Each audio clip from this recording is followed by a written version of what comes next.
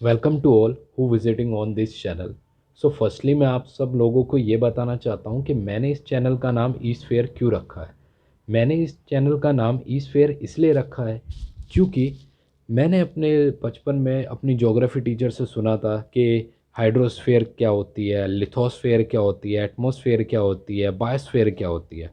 तो उन सब का मीनिंग मेरे को पता था। फिर हम सब ने देखा कि एटमॉस्फेयर में एयर होती है, लिथोस्फेयर में लैंड के बारे में बात होती है, और हाइड्रोस्फेयर में वाटर के बारे में बात होती है, और बायोस्फेयर में किसी भी लिविंग ऑर्गेनिज्म के आसपास के बारे में बात होती है। अब इतने दिनों से मैं भी देख रहा था कि हमारे आसपास में अब कोई ज़्यादा चीज़ें क्या मिलेंगी। ज़्यादा चीज़ें क्या मिलती हैं? लैपटॉप, वाईफाई, सब कुछ ज़्यादातर इलेक्ट्रॉनिक्स ही हमारे आसपास में सराउंडिंग है। तो ये चीज़ ऐसी लगती है जैसे कि हम एक इलेक्ट्रॉनिक स्फीयर में हो, इंटरनेट, वर्ल्ड वाइड वेब, ये सारी चीज़ें। तो इसलिए मैंने अपने इस चैनल का नाम ई स्फीयर रखा। सो ये तो हो गई चैनल के नेम के बारे में बात। अब चैनल के काम के बारे में बात करते हैं। तो इस चैनल में मैं आपसे शेयर करूँगा कि मैं जो भी चीज़ें पढ़ता हूँ, जो भी चीज़ें अपने टेक्नोलॉजी सब्जेक्टिव, जो भी मेरा टेक्नोलॉजी सब्जेक्ट है, जो भी कंप्यूटर रिलेटेड सारी चीज़ें होती हैं वो मैं पढ़ता हूँ। पर पढ़ के टेक्निकल फॉर्म में नहीं बताऊँगा। बस उनके बारे में जो थोड़ा बहुत लिटिल बिट जो फैक्टर्स मैं एनालाइज़ करता हूँ वो आपको मैं बताने की कोशिश करूँगा। जैसे कि अब मैं आज ही पढ़ रहा था चार्ल्स बेबेज के बारे में।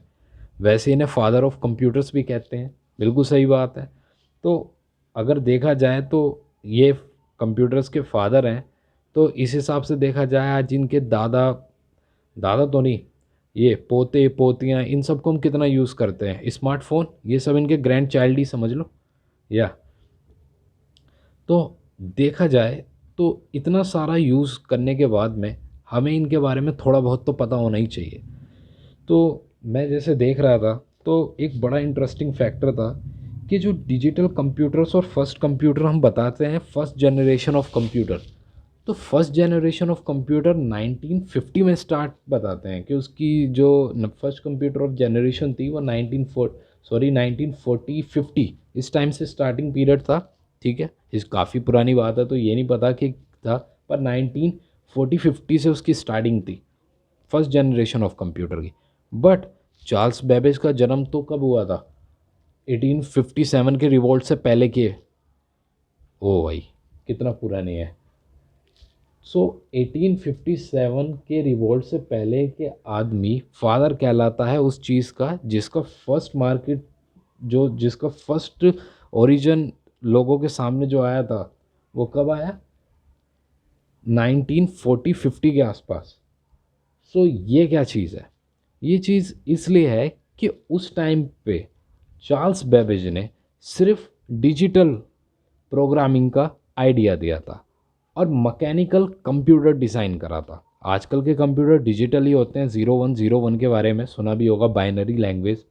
ठीक है, उन्होंने डिजिटली प्रोग्रामिंग कंप्यूटर्स के लिए एक आइडिया दिया था जो आज 21st सेंचुरी के लिए बहुत ज़्यादा बेनिफिशियल है। और आज जितनी भी सारी चीज़ें देखा जाए, और ये 21st सेंचुरी में इलेक्ट्रॉनिक कंपोनेंट तो बिल्कुल बेसिक है, कोर इंग्रेडिएंट है 21st सेंचुरी के लिए। सो आप ही देखिए कि किसी चीज़ के पीछे कितना एफर्ट है। और आई थिंक 190 प्लस ईयर्स तो इन सारी चीज़ों को हो ही चुके हैं। और I think after this decade शायद चार्ल्स बेबेज के इस आइडिया को, इस डिजिटल आइडिया को शायद 200 साल हो जाएंगे। सो 200 साल में अब हम स्मार्ट लाइफ में एंटर करे हैं जिसका आइडिया 200 साल पहले उन्होंने लगाया था। वाह, कितने कमाल थे। तो चलो, आज के लिए तो सिर्फ इतना। अगली बार अगर कुछ एनालाइज करेंगे तो फिर आपको बताएंगे। Okay, bye.